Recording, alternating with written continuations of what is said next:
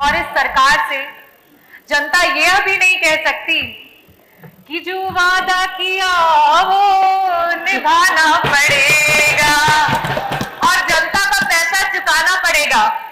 अध्यक्ष जी, पहले सत्र में मुख्यमंत्री जी आते हैं और कहते हैं कि हमारी विधायक निधि को उन्होंने बढ़ा दिया, और जब आज हमारा द्वितीय बजट सत्र चल रहा है वहां पे हमारे आदरणीय वित्त मंत्री जी कहते हैं कि वो तो सिर्फ और सिर्फ एक घोषणा थी, समय तो सुनिश्चित किया ही नहीं गया।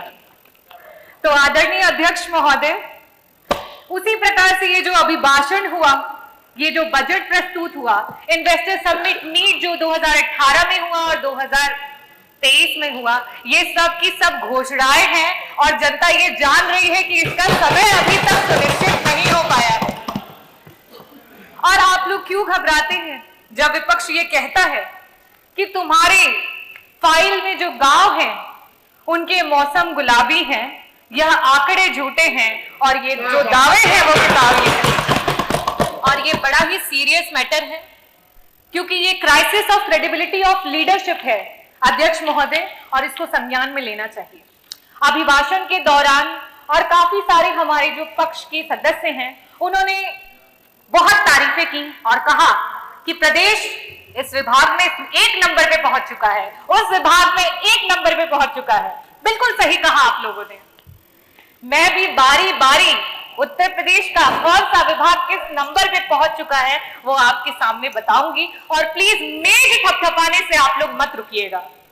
कल उप मुख्यमंत्री जी बहुत तारीफ कर रहे थे, अपने नंबर ऑफ सीएससी पीएससी की बातें कर रहे थे। मैं आपको बताना चाहूंगी, और ये जो आंकड़े हैं मैं टेबल कर दूंगी अध्यक्ष जी।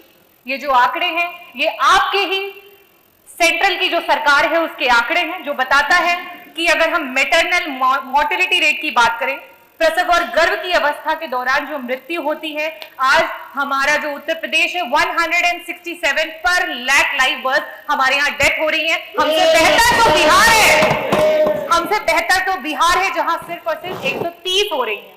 अगर हम बात करें नॉन कम्युनिकेबल डिजीजेस की, जिसमें मधुमेह और रक्तचाप जैसी गंभीर बीमारियां होती हैं, जिससे आए दिन हार्ट अटैक आते हैं और लोगों की मृत्यु हो जाती है, और बिल्कुल सही कहा आपने, उत्तर प्रदेश उसमें नंबर 1 पे है। अगर हम बात करें सीएससी और पीएससी की, तो नंबर ऑफ सीएससी पीएससी तो कम है ही है, लेकिन साथ ही साथ कम doctor, less than 50% of doctors में भी हम नंबर 1 है। अगर हम बात करें पीएससी और सीएससी पे मूलभूत सुविधाओं की, अगर हम बात करें ईसीजी मशीन की, जिससे कि क्विक आप कम से कम ये पता कर सके कि वो मायोकार्डियल इंफाक्शन का पेशेंट है और उसको एक इमरजेंसी मेडिसिन दे करके 45 मिनट हाथ में अगर रख करके उसे एक हायर रेफरल सेंटर पे भेज सके, आज हमारे पास ईसीजी की भी सुविधा उपलब्ध नहीं है और हम नंबर 1 पे। अगर हम एमआरआई मशीन की बात करें तो हमारे पास लाइब्रेरी में भी यहां तक ये इंफॉर्मेशन नहीं है कि किन किन जनपदों में और सरकार के द्वारा कहां कहां एमआरआई उपलब्ध है, और हम नंबर 1 पे। सरकार बात करती है पिछड़े और दलित के हक की और सम्मान की, और जब जाति जनगणना की बात आती है तो सर पे पैर रख करके भाग जाती है। आज जब विपक्ष ने बात उठाई कि जाति जनगणना करवानी चाहिए, तो आदरणीय मंत्री जी कल वहां बैठे थे और कह रहे थे कि बिहार की आप बातें करते हैं, बिहार तो बड़ा ही खराब है, बिहार में ये होता है वो होता है। बिहार अगर खराब है और उसके बावजूद भी अगर दलित और पिछड़ों का सम्मान कर रहा है, तो आप क्यों धर्म की राजनीति कर रहे हैं? आप क्यों नहीं सम्मान कर रहे हैं दलितों और पिछड़ों का?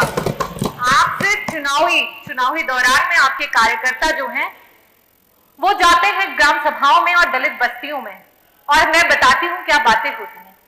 पूछते हैं क्या भाई कौन जात हो, तो कहता है दलित हूं साहिब।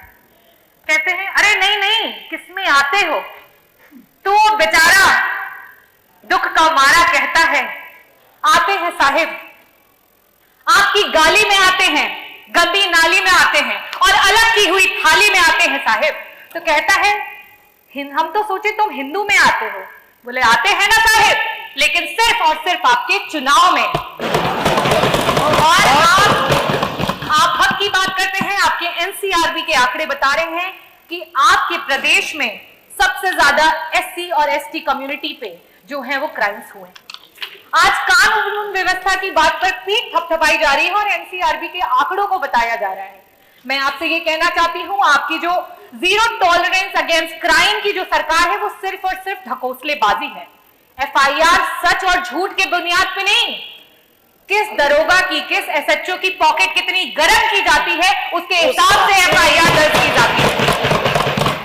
और आपको मैं एक और बात बता दूं कि जाति विशेष अमरोहा में, आपके जनपद अमरोहा में सिर्फ और सिर्फ पूरे जनपद में एक ही जात के सारे लोगों को पुलिस विभाग में डाल दिया गया था। ये तो आप लोगों को स्वयं भी पता होगा।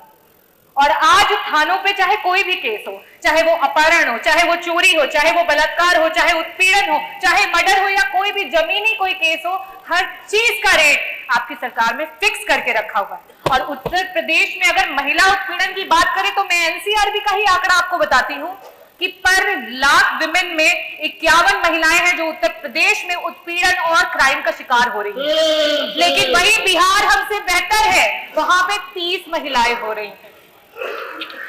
कन्विक्शन की रेट पे आप कहते हैं कि हम बहुत सारे लोगों को कन्विक्ट कर रहे हैं, लेकिन आप जिस चीज पे खुश हो रहे हैं जरा देखिए कि आपसे प्रदेश और भी हैं जो कन्विक्शन रेट में आपसे भी बेहतर। आज आपका प्रशासन संविधान की धज्जियां उड़ा रहा है। संविधान जो कहता है